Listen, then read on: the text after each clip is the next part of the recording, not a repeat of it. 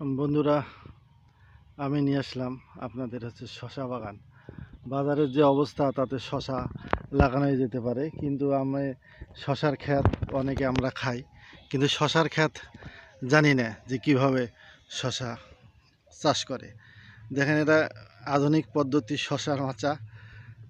এখন তো আগে যেরকম শশা লাগাইতো অনেক বড় ক্ষেত হইতো বা জাংলে দেওয়া লাগতো, কিন্তু এখনকার আর জাংলের কোনো সিস্টেম নেই। এখন পুরোটাই আপনার মানে খুঁটি দিয়া সুতে দিয়ে আর কি। দেখেন এখানে সুতা, দেখেন এই সুতের উপরেই শশার গাছগুলো না হবে। মানে খুব আশ্চর্য ব্যাপার। শশা গাছ মোটামুটি হয়েছে। আপনারা আমার জিরো লাইফ থেকে সঙ্গে থাকবেন। দেখেন, এটা শশার ক্ষেত। আমি একটু ভিতরে ঢুকে দেখাই। দেখেন কত বড় সুন্দর শশা আসছে।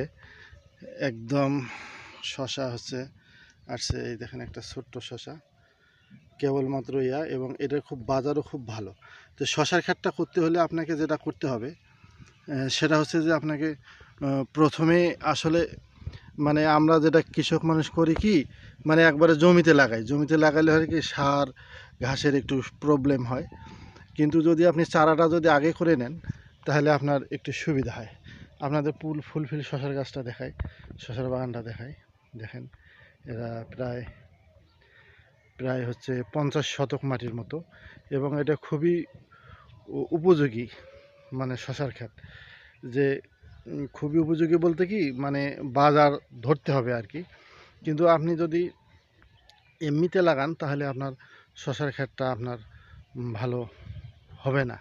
আপনি যদি চারা করে নিয়ে যান তাহলে শশার ক্ষেতটা ভালো হবে। আমি আপনাকে দেখাই আর একটা জিনিস। দেখেন, এই যে শশাটা ফুল আসছে এবং সুতা, দেখেন আপনারা খেয়াল করতে দেখতে পারবেন পুরোটা একদম সুতা দিয়ে লাগানো। দেখেন এই শশার ক্ষেতটা পুরোটা একদম সুতা দিয়ে লাগানো, এবং সুতেতে এই যে আপনাকে গাছটা দেখাই। এই যে এটা সুতে দিয়ে লাগানো, মানে সুতে দিয়ে উঠছে, এবং প্রত্যেকটা এই যে ওপাশ থেকে এপাশ থেকে ওপাশ এইভাবেই শশাটা হবে। কিন্তু এটা আধুনিক শশার মাচা।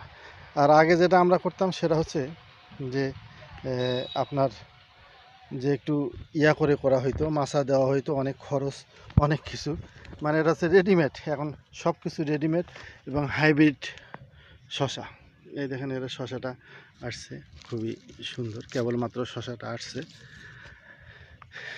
আরও দেখাই আপনাদের শশার ক্ষেতটা পুরাটায়, মানে বিভিন্ন জাতে, এবং এটার ঘন গাছের দূরত্ব দেখেন প্রায় 2 ফিট পরপর, মানে 1.5 ফিট পরপর আর কি। শশা খুবই ভালো। আশা করি আমার ভিডিওটা আপনার ভালো লাগবে। আশা করি আপনি আমাদের সঙ্গে থাকবেন।